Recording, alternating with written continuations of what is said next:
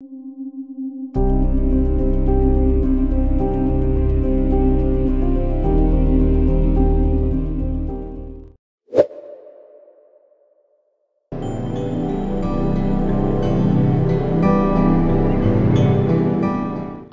To nature काय असतं म्हणजे अक्षरशः असं पेशंट नीट होऊ शकतं. आज असा कुमार यांना रिझल्ट आलेला आहे. शक्यतो फूट ड्रॉप असल्यावर इमर्जन्सी सर्जरी म्हणतात. म्हणजे पाय असा आहे असा झाला डॉर्सी फ्लेक्शन किंवा प्लांटर फ्लेक्शन होत नाही. मागे त्यावेळेस आपण न्यूरोलॉजिकल डेफिशिट म्हणजे तुमची न्यूरोलॉजिकल पॉवर गेली आता. आणि आता सर्जन सांगतात का तुम्ही इमर्जन्सी ऑपरेशन केलं नाही तर तुम्ही याच्यातून बाहेर निघणार नाही.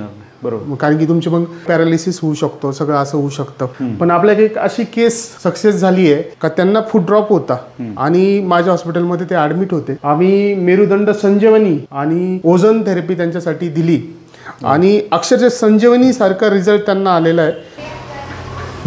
खाली ठेवा तिकडे. क्या बात आहे. त्यांना L3-L4 मध्ये सेंट्रल डिस्क प्रोट्रुजन होतं. सर काय सांगू शकता, ते दिवस आठवतात का तुम्हाला आता? नाही 100% आठवतात. म्हणजे आज सुद्धा मला ते दिवस आठवतात.